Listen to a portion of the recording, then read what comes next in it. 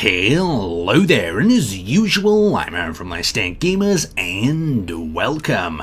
So today we're taking a look around another fantastic rover from the Steam Workshop. Now, this is the Osiris Desert Crawler. This particular vessel has took some inspiration from the world, well, Homeworld. So if you're interested in this particular design, there'll be a link down to it in the description below, but let's get started with the exterior tour. Now, the first thing that really brings my attention to this design are each one of its landing leg type suspension devices. Now, each one of these is connected up to two platforms. Now, I'm guessing this gives it a bit more stability over various terrains. You can see there's two rotors on there, and yes, clang is going to be all over this thing with the amount of rotors on this design, but it's holding stable for the moment. So as we work our way up the leg, you can see there's actually a catwalk on here, and when I lower the suspension, this catwalk becomes accessible. We've got the rear suspension bracket there, so as this traverses various different bits of terrain, this will flex up and down and provide us with a smooth ride. So let's move around the front. So at the lower part of the front section, you can see we've got the Osiris. We've got three lower sort of turrets to defend the bottom from any attackers. This is not a combat rover by any means. It's got a bit of firepower, but it's not really going to be fighting its way through the desert. It's just to protect itself from scavengers and whatnot. We've got ourselves a selection of spotlights on either side, and then we've got this windowed segment with a catwalk. I really like the idea of just a place that you can just look out as the vehicle's traveling across the dunes. So as we come a little bit further, we've got this sloped sort of design. This reminded me a little bit of something I've seen, I'm sure in Thunderbirds or something, some sort of red snow vehicle that could travel through the ice caps. But you can see we've got our little cockpits on either side. So we've got one down here. This could be a weapon or navigation. The majority of the controls are actually in this cockpit behind here in this larger box, but still these little areas provide real nice field of view. So as I just pop inside here, you've got a real good view of the wasteland as you're crossing by it, and of course the observer as well can stand here and he's got a great view there. So as we continue working our way on top, we've got ourselves the skylight, we've got ourselves two lettering tags on either side, and you probably notice these little weapon stations here on the side. Now these are guided using a scripted mod, so you can see they're guided by these little turrets there. They point them in the right direction and then they can lock on and fire. As we move around, you'll see them moving as well.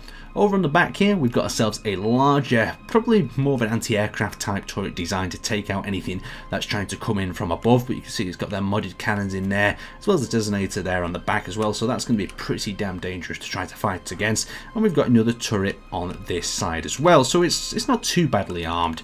Now, as we continue working our way along the side, you'll notice that there's a selection of windows, and there's actually this whole deck here. You can see that we've got this like grey line that runs throughout the whole of the ship, and this is window access so people can see out from the various cargo bays and different floors within the actual ship itself. So as the hull actually widens here in the middle, you can see it's got this really nice sloped contour to it, and then it brings itself up and around on top of the hull.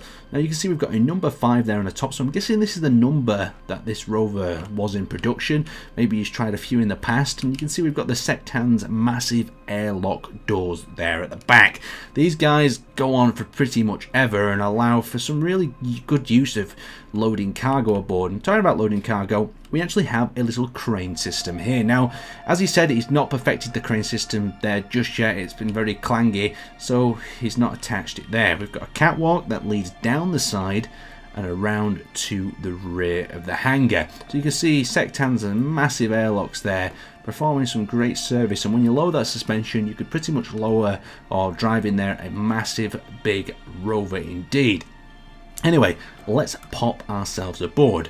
Let's start by let's enter from down here. So this is probably the backup access route, so we'd come up from the stairs here. Let's just access that, and then we can just about hop onto here. Like I said, when it's in a parked mode, these legs are a little bit lower down, so you don't really have to squat around and crawl yourself in like I'm doing. And now we're entering into the actual craft itself. Now there's a few mods aboard this, so there is some things that don't look totally normal. As you can see, we've got hydroponics, we've got ourselves a crop grower and a water recycler, but we've got some large decks here. And what I like about this is if you came to customize this, and yes you can boot this up with no mods on at all, except the script to actually control the vehicle, and it works fine. I tested that out as well. We've got ourselves a remote control block there and sensor to protect, as well as some programming block computers so we can run various script and turret commands.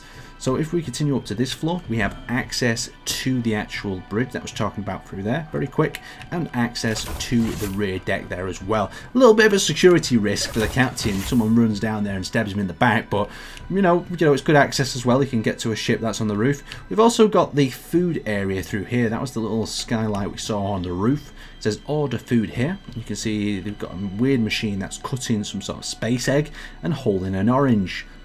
Pretty cool. I like the idea of food stuff in Space Engineers. It adds to another mechanic, but I don't know if it just overcomplicates things. So that's the mess hall. We'll continue working our way through here. Of course, we've got the jukebox. Let's not play any of that fun music. I've had enough of that on the Mad Darren server. So as we come into the back here, we actually have the rear hangar bay. Now this hangar bay is colossal. You will fit pretty much any caliber rover here. There's these little side connector points, and you have the rear access area here, and you could fit anything you want. You can even fit a large ship in here if you wanted to try to squeeze it in through the gaps. Now continuing working our way through this section, you can see we've got some nice piping. We've got the area that we actually access to through there. Aaron's taking us around in circles, isn't he? He's always doing this. So this is what I was meant to show you. So we've got the actually refinery assembly module down there that's processing, as well as the cargo system here in the center. So that is pretty much the internals, all the things easy to access, and I like that. I like the idea of a quick access system. We can even see we've got the reactor cores up here. So if I just take a little bit of a left, the cores are actually below us on the floor here, and we've also got these window access so we can see on the outside. We can have a nap and a sleep. We can also see what sort of work's going on in the hangar bay. Some more lighting in here could be appreciated though, definitely for navigating your way around in the dark. When you walk into some of these areas, yes, the food area is lovely and bright. Just look at that sun as it shines across this area. Ooh, bloody fantastic. Then as we enter into these little, we've got like another little catacomb that winds you around the back and to the other side, and the windows there. Let's head up to the bridge. Let's have a look at some of the features that this ship has got. Now, just over here is the observation bay. You can just see that there. I'll quickly show you that. And we can get back to the cockpit and have a little bit of a test drive. So now that we're inside here, the first thing I wanted to show you was the various systems we've got on board. So we actually have the suspension reverse. So if we're coming down to maybe dock a vehicle, or the terrain isn't too bad, we can keep our silhouette low to the ground. Talking about that, let's open up our rear hangar section. So here we go, pressing number 9. The hangar area is retracting. Just look at the scale of that. And of course, with that gantry crane operational, you could open one hatch, lower it down into another. And you just got a colossal cargo capacity, even if you're using this as a trading rover. So let's seal that door back up for a second. Use number 9. Have that whole area close up. Yes, there's lots of mods going on. I know a lot of you like your vanilla designs, but let's give this a little bit of a drive.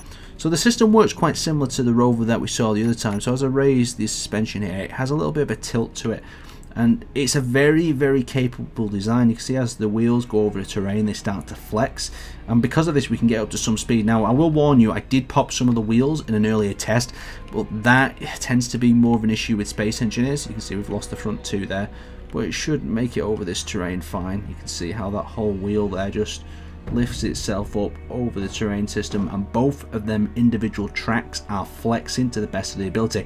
Also notice that little welding function. As these wheels and bits get destroyed or get damaged as they come across the terrain, they do get repaired back up, something that is critically important in any rover design. So let's actually just try something a little bit more difficult. Over there we've got a mountain range that is going to be far more difficult for this vehicle to climb. We're already at 30 meters a second, and for a rover of this size, just look how stable it is. It's not even trying to flip over. You can also see the turrets on the back there are rotating, tracking onto the target. We're going to keep it at this speed. I'm going to actually take my foot off the accelerator as we go into this mountain range. And like we've discussed in previous weeks, the small wheels have a lot more off-road capability than the larger wheels, and because of that, you can get over terrain that you wouldn't be able to do before. Let me turn off that just so you can have a look at it. There we go. Look at that as it tracks itself over the terrain. Beautiful. The wheels working independently. It's just so satisfying to watch. The repairing systems, repairing the wheels up. Let's give it a little bit more gas to see if we can actually get up this thing. So we are losing speed. We're actually holding the same. That track's got itself a little bit stuck. We've got the rear one off the ground. Maybe Aaron should have just gunned it. He probably should have just gunned it here. Yeah, it doesn't look like we're getting up that. Our weight's kind of stopping us. But you can see the suspension working there in its full capabilities. And of course, if we wanted to stop here for the night, we could just activate our brakes. Let's just lower our suspension down here. Hopefully we don't bottom out. Lock-in systems are in place. Yes, parking brakes. Please engage. Stop this shuttle from rolling away. Okay, there we go. Let's just head back down to the hangar bay. I wanted to show you that one more time as it all opens up. That's the med bay back there. Let's just access this cargo quarter through one of these access hatches. Perfect. And I'll show you it opening up from the rear here. So we have got two options on here. We've got the rear lock gate, like so. Just look at that. That is something like a movie as this all opens up.